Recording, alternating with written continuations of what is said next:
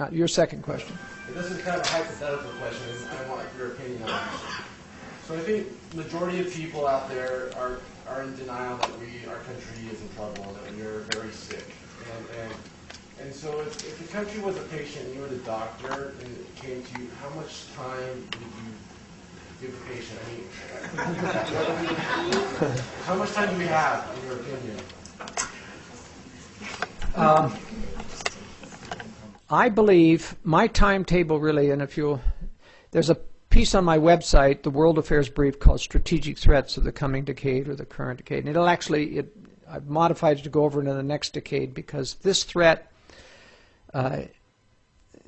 is, I believe, what's going to take down this country as a free and sovereign individual is probably going to happen at the earliest about the middle of next decade through the end of the next decade. That's when I view as the major threat. I think it's going to be a preemptive nuclear strike against America by Russia and China. They're building for it. They practice for it. Every military exercise begins with a simulated nuclear attack on America. Now, they're not doing that just because they're our allies or because they just want to practice. They are intending to strike, both of them. China's that far out. She's not ready. Russia has got all the technology, but it doesn't have enough of the actual technology built into weapon systems yet to strike. So they're about 5 or 6 years out. China's about 8 years out. In conjunction or separately? In conjunction. Now, it's my feeling that they'll come in conjunction, but they're both predator states. They will both attack each other sometime during the war. And that's how the globalists intend to win, is by inducing China to attack Russia's rear sometime in the war. But remember, I think America will have a devastating nuclear attack. I think we'll be back into the dark ages there for about 6 months to a year before electricity gets fully reestablished because of all of the EMP strikes. And then the nuclear strikes will not hit all cities, probably only a dozen to 15 cities, plus about 3,000 other military targets around the world. Communications, intelligence stations, we've got soldiers and troops everywhere, and most of them in any large concentration are going to get hit. This is meant to bring Americans like you to your knees and say, oh, you know, we're just without power anymore. What do we do? And our leaders will come out of their bunkers, say the Russians deceived us, we didn't know this was happening. That's a lie, by the way.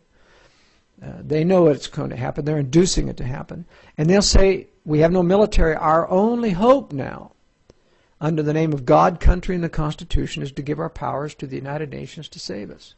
And that's how we'll get ourselves fully integrated into a new world order. And unlike World War II, where they gave back the powers, we won't get back any powers. And I'll tell you the reason. I think what they're doing, they're going to have Red China switch sides. And just like Russia became the Cold War enemy after World War II, China will become the Cold War enemy and start to threaten, and the United Nations will say, oh, we can no longer give up our weapons or our militarization because we have this big threat, and only our unified armies are big enough to tackle China. And Americans will buy it, and that's why we'll never get our liberty back. But I believe that there will be a remnant of resistors, a very, very significant, of several million people that won't go along, and they will be forced, this is my personal opinion, in this conflagration, in this nuclear, and it won't be a nuclear winter, that's an anti-war false notion. You'll actually recover fairly rapidly from the nuclear effects. They dissipate that rapidly. We won't recover from the social unrest that is caused. If you're in major metropolitan areas, you're going to be under severe stress and difficulty trying to survive the starvation and the famine. Nobody's businesses will be operating. It will be back to barter. And we're probably less than 10 years away from that scenario. Now, I wouldn't wait a full 10 years to get prepared for that, but that's going to be God's judgments on the land, and we will never be free again. It's out of that scenario that the need for a new Jerusalem arises, to have a place of safety as the tyranny of government starts to suppress the several million resistors. There'll be a test oath in my case, in my estimate. And this is where the biblical mark of the beast comes in. I don't know what the nature of the mark is, but the key point is not a number or anything else. The key is the fact that you'll be made to take an oath of allegiance to this New World Order government, or you will not be allowed to buy or sell or be a dentist or a doctor or teach in a university or do anything except work underground. And that's what's going to be the hardship. That's why I encouraged you to study law and principles, because we will have the opportunity. There will be pockets of resistance where we'll be actually in the majority in certain smaller areas, and other people will stream from other areas in the United States to join with those people where there'll be rumors of liberty.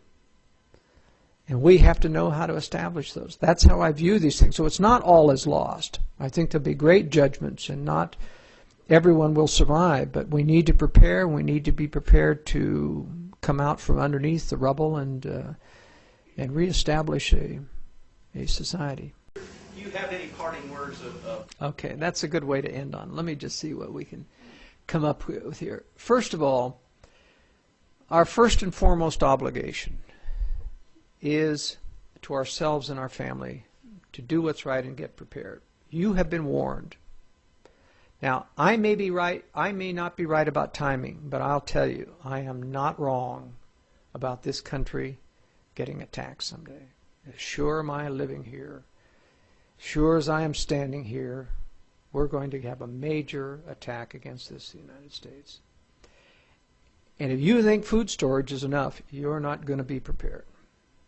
It's a much broader range of things. It doesn't take a lot of money, but it does take some learning skills. You've got to be able to develop the skills. If you're a one-skill person, you're not going to do well when the society breaks down. You've got to be able to fix everything. You've got to be able to trade. You've got to be healthy. You've got to stockpile things that you need, and that means get off of your medicines. They're not going to be available. Learn natural health. Learn to live by conscience. Learn discipline. Toughen your grandchildren. Toughen your kids. You're going to need to be tough. So your responsibilities are to your family, and the first and foremost thing is learn to listen to conscience, because you won't be able to read enough books to be prepared by rote memorization. You're going to have to play it on the fly. You're going to have, secondly, a network of support. There isn't much that we can do other than support Ron Paul. I think if we did one thing, we will build this movement more in the next 6 months by supporting Ron Paul than any other thing that we can do. You know, a lot of the people, I've seen you at meetings before, I've talked to these groups for many, many years. This is the only time where we had significant increase of numbers. So I support, even though I usually don't support political causes because I believe it's a lost cause, I support Ron Paul financially because I believe this will do more to build the movement. We are bringing in independents, principled liberals, and what I mean by principled Democrats or liberals are people who just have a soft part in their heart, and that's why they bought into socialism. It isn't because they're communists or that they want to take away liberty. They just have a soft spot. They don't see the hidden victims of socialism. They're educatable, and Ron Paul is educating them. He's turning them into independents and then turning independents into libertarians. So this is a great time to build a movement, and we need to then consolidate that when we see how many people are there, and we need to have something residual to which they can rally around. Now, in terms of your helping other people, I've said this before in other venues, but don't try to convince people who are resistant. Only try to convince people who sense that something's wrong. If they haven't got enough inspiration in their brain to sense that something's wrong, don't waste your breath. You're just going to make enemies that are going to target you someday and say, he's one of those guys, and he's one of those guys. Now, I'm out there in the front. I'm never going to be able to hide. I'm always going to be known, so let me do the front work for you. Go for people who are honest and sincere in their heart and who sense that something's wrong, and you can tell. There's a lot of them. Yeah, and there's more people out there. And Ron Paul's a good way to introduce them and to test them as to their ability, because he's a kindly gentleman. He's not someone who they have been able to label. Even though he believes in conspiracy, he won't say so publicly. And I agree with that strategy. If you're going to run for political office, and people have asked me to run political office, and I'm on record for too much. They could destroy me in an instant by just playing one of these tape recordings. So you see, I'm never going to be running for political office, but Ron Paul has done it wisely and cautiously and still comes across what? As a politician, not on your life. Comes across as a statesman. And that's who he's winning hearts and minds of people. So I don't have a lot of hope, but I do know this, that we will forevermore rely on each other. The people who were in the trenches when it was not popular. Before the New World Order became a tyranny, when it will be easy for the majority on the outside to finally see it, you will have the comfort of knowing you sensed it by the Spirit before they even had a clue. And there will be rewards in heaven someday for those who were known as those who saw before the rest of the world. And Trevor Lyman said in his interview when PBS asked him, well, you know, it's very unlikely, as we've heard from various people we've interviewed for this show, that you're not going to win the presidency. What's going to happen to the movement, you know, after Ron Paul, you know, loses? And Trevor Lyman says, well, this movement is bigger than Ron Paul. It's not going to die because of Ron Paul. And I'm going to make a little bit of a challenge to that. These principles that we're going to talk about tonight of sustaining the Constitution and the Bill of Rights have been around for a long time, and they've gone nowhere. We haven't been able to build a movement since Barry Goldwater that comes close to what Ron Paul is being able to do. And why is that? The man is important, I assert to you. And the reason Ron Paul is important to this movement, the reason this movement has grown and tripled again in the past year is because of Ron Paul, not the principles. Now, why do I say that? I'm a person of principle. I've studied it. I dedicated my life to the principles. But principles don't sell. Local politicians like Governor Huntsman or Mitt Romney, who promote a mandatory health insurance. There's nothing more evil than something that mandates that government tell you what is good for you. It's a gross violation of the basic principles of life because it represents what I call an unlimited extension of lawmaking power. If you can start to mandate what government, a set of bureaucrats, thinks is beneficial for, is there any limit to that? No, the only limit is what it's going to cost or what the people will finally rebel at. But there's no limit in principle to what they can mandate in the name of what's good.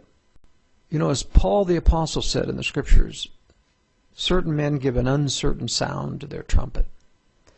And when you listen to Mitt Romney waffle about torture, oh, I'm not going to tell you whether waterboarding is, I'm not going to get into that, you know, whether or not this is torture.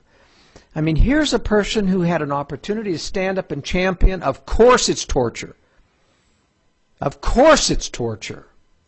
And I won't allow it as president. Can you imagine the feeling you would get if you saw a person like that take that kind of stand?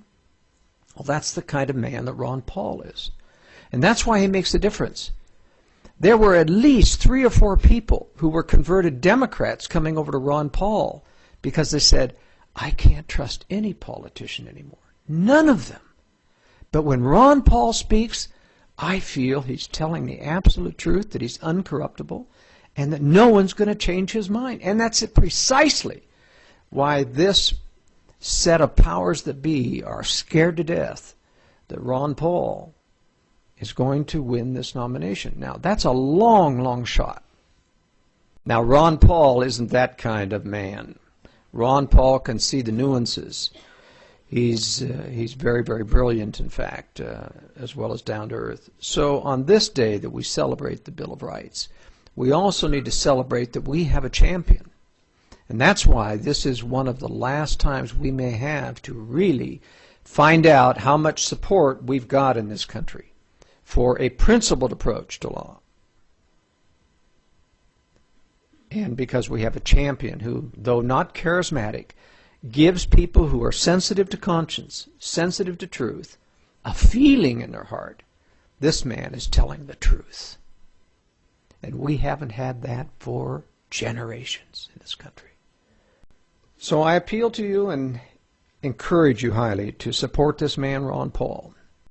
Thank you very much. It's been a pleasure to be with you.